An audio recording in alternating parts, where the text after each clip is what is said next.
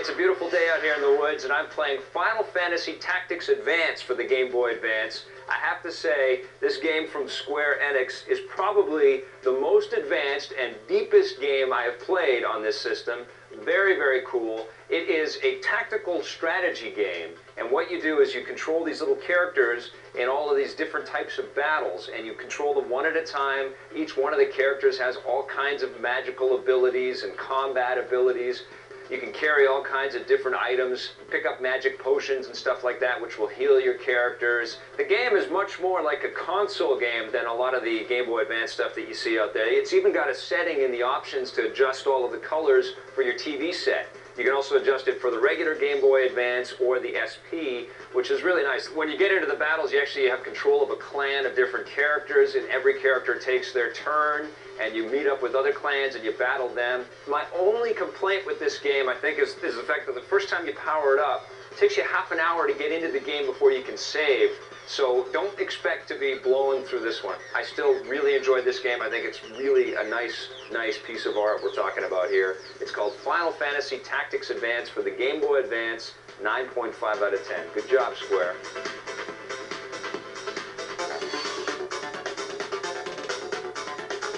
All right, we're back. We're here deep in the heart of Sherwood Forest because we're going to talk now about Robin Hood, Defender of the Crown from Capcom for the Xbox. It's also available for PlayStation 2. What did you think of this one? I really wanted to love this game. Yeah. I looked on the back of the box, and I'm looking at the screenshots, and there's jousting, and there's sword fighting, and there's bow and arrow picking people off, and I'm like, oh man, this is going to be so cool. Right. And then you play the game. This game is an update to a classic old PC game from a company called Cinemaware. Done back in 1986, and let me tell you something, folks.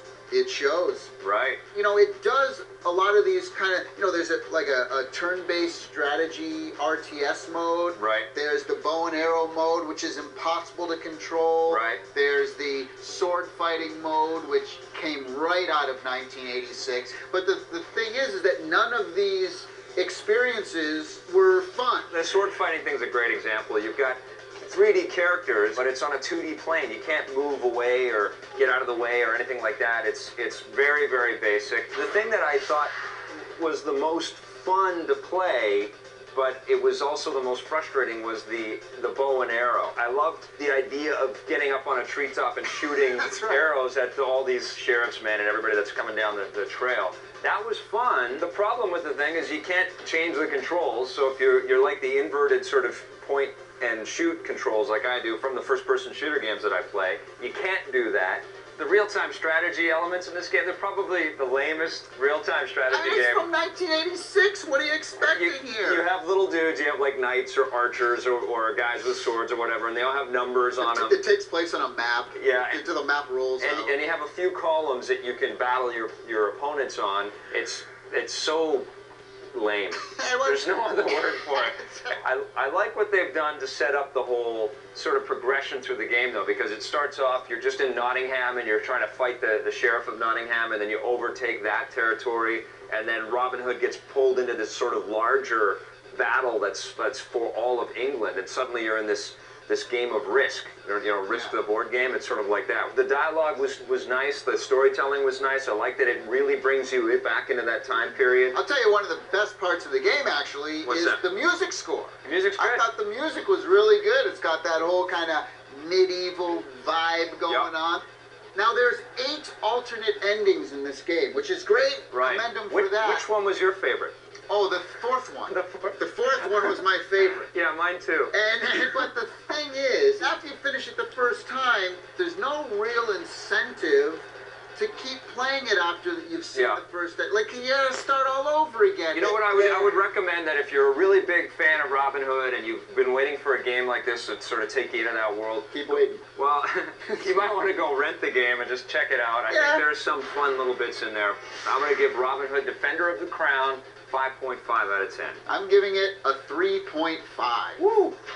On the positive side, there are a bunch of different gameplay elements in there. The storytelling is very good, and the voice acting and music is also very nice for this game. On the negative side, the game overall is very redundant and frustrating. There's not too much replay value, and you'll probably finish the whole game in about 4 or 5 hours. And everything about the whole experience seems a little dated, including the gameplay and the graphics. All right, we've got a very innovative product to talk about today in our hardware reviews. It is a mesmerizing new mouse. It's from Nyko, and Breathe deep. it's called the Airflow Mouse. And the thing about this one, well, it blows, this mouse. It has a little motor in there, a little fan, and it actually will cool down your hand. First of all, if you're on your computer and your palms are sweaty, there's something wrong. I don't know what's going on. People get anxious when they're playing their Quake 3s and their Halos and stuff like that, and they start slipping and like falling out of their chair. Well, now things will be a little calmer. Now there's 4 blowing canals. I think we should point that out. There's also speeds. You can turn the air off if you'd like. Right. If you don't want to get blown. The only thing about this mouse, I think it has like the first generation optical thing. It's one of those laser mice things where you don't have to have like the trackball thing. This mouse has no balls. You have to have a mouse pad or something, and I don't have any in my house. So when I took this home to review, I was putting it on my desk, and you know, they're polished and where your clean other and stuff. mouses work. The other thing that you have to consider about this mouse is that it's not cheap. It's a $40 mouse. That's a little bit of change to drop on one of these things, so I am not going to recommend the device, even though I really like the idea. Me too. On the positive side, the Airflow mouse actually blows air out of it. It's got a cool silver and black design and nice rubber hand grips, and there's actually 3 different speeds to the airflow. On the negative side, the laser optical didn't seem to work on all our machines. At $40, it is a bit of an investment. And does anyone really want to get blown by their mouse? Stick around, we're coming right back with a look at Homeworld 2 for the PC. What you got there? I got red ones. Some dried up nasty old... And I got purple ones. Don't eat those. Don't eat those.